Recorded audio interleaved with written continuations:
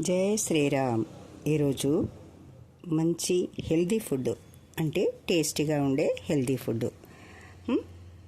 మక్క రొట్టె, వంకాయ టమాటా కర్రీ.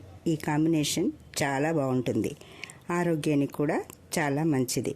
ఇప్పుడు షుగర్ పేషెంట్లు అంటూ ఉంటారు, ఈ మక్క రొట్టె వాళ్ళకి ఎలాంటి షుగర్ ఉండదు, జీర్ణమవుతుంది, మంచిది కూడా కదా.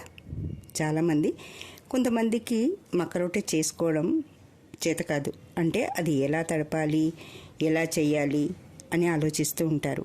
బయట నుంచి తెప్పించుకుంటూ ఉంటారు, కొంతమంది వేరే వాళ్ళతో చేయించుకుంటూ ఉంటారు. కానీ ఈజీగా చేసుకోవడం ఎలాగో నేను చూపిస్తున్నాను, చూసి నేర్చుకోండి, ఓకేనా. ఈజీగా చేసుకోవచ్చు. ఫస్ట్ కర్రీ చేసి రెడీగా పెట్టుకున్న తర్వాత మనం ఈ చపాతీలు చేసుకుంటే, మక్క రొట్టెలు చేసుకుంటే వేడివేడిగా తినేయచ్చు. చల్లారినా బాగుంటాయి, కాకపోతే ఎక్కువ వేడివేడిగా తింటూ ఉంటాం కనుక ఫస్ట్ కర్రీ చేస్తున్నాను.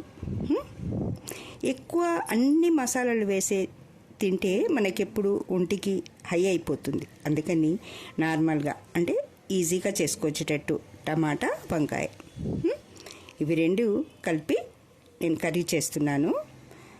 పచ్చిమిరపకాయలు, ఉల్లిపాయలు, అల్లం వెల్లిపాయ ఇవన్నీ వేసి, ఎలాగో అన్ని కర్రీస్లు వేసినట్టు వంకాయ కూడా వేసి, వంకాయ వేసేప్పుడు ముందు కొంచెం సాల్ట్ వేయాలి.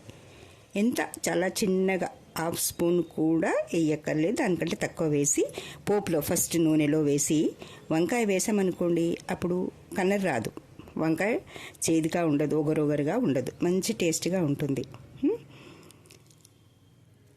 అందుకని వంకాయ వేసిన తర్వాత గిన్నె అప్పుడు అందులో పట్టలేదని మళ్ళీ గిన్నె మార్చిన, అందుకని ఓకే, వేరే గిన్నెలోకి మారింది. ఇప్పుడు వంకాయ కాస్త వేగిన తర్వాత టమాటాలు వేసేసుకోవాలి. టమాటా వేసి కాస్త మంచిగా కలిపి, అప్పుడు ఇందులోకి కారం, ఉప్పు, పసుపు వేసి మంచిగా కలిపి మూత పెట్టుకోవాలి కదా. ఎప్పుడైనా ఉప్పు కారం మంచిగా కలవాలి. ఒకే దగ్గర ఉంటే ఒక ముక్క కారంగా, ఒక ముక్క సాల్ట్గా అయిపోతుంది కదా. అందుకని అవంతా బాగా కలిసి చూసి అప్పుడు దాన్ని మూత పెట్టుకోవాలి. ఆ పక్కన కూర అవుతుంది, ఈ పక్కన ఇంకో గిన్నెలో నీళ్ళు, అంటే మనం ఎంత చపాతి, ఎంత పిండి కావాలి, మనకి ఎన్ని రొట్టెలు కావాలి అనే దాన్ని బట్టి ఒక గ్లాసుడుకు ఒక గ్లాసుడు నీళ్ళు, ఎంత చేసుకుంటున్నామనే దాన్ని బట్టి అన్ని నీళ్ళు, అంటే ఒక గ్లాసుకు ఒక గ్లాసు నీళ్లు పోసి నీళ్లు మసలనిచ్చి, ఆ నీళ్లు మసలే దాంట్లో ఈ పిండి కొంచెం కొంచెంగా పోస్తూ కలిపి 1 నిమిషం అలా ఉంచేయాలి. ఎందుకంటే వేడిగా ఉంటుంది కదా, అప్పుడు వెంటనే దాన్ని పిసకలేం, దాన్ని ఇలా మెదపలేం. అయిన తర్వాత తీసి ఇలా ఒత్తి మెత్తగా చేస్తే, ఇలా చేయితో తట్టి మనం చపాతీ పిండి ఎలా పీసుకుతామో అలా చేసిన తర్వాత పీట మీద కాస్త పిండి వేసి ఇలా తాలిస్తే, చేయితో కొట్టవచ్చు, ఒక్కొక్కరు ఇలా, అంటే ఇది మెత్తగా ఉంటుంది, పల్చగా వస్తుంది. మీకు ఎంత ఈజీగా అంటే అంత ఈజీగా గోధుమ చపాతీ ఎలా చేయొచ్చు, ఇది మక్క పిండి కూడా అలాగే చేయొచ్చు. అదిగో అలా అనిపిస్తుంది కదా, ఈజీగా చేసేస్తున్నాం కదా. తర్వాత అది తాళవడం అయిపోయింది.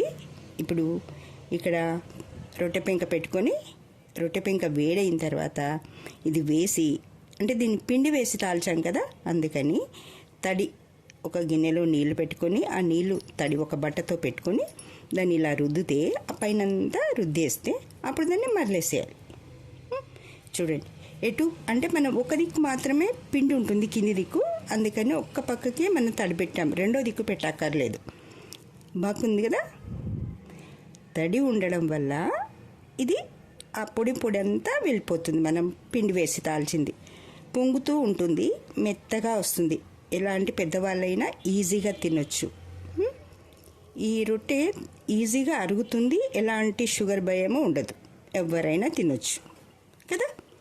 ఇవి ఇంకా ఏ కర్రీ అయినా బాగుంటాయి, కాకపోతే కొంచెం కారం ఎక్కువగా ఉంటే ఈ పిండికి టేస్ట్ ఎక్కువ అన్నమాట. అందుకని ఎలా ఉంది మా వంకాయ కూర, మక్క రొట్టె కాంబినేషన్ బాగుంది కదా. మీరు కూడా చేసుకొని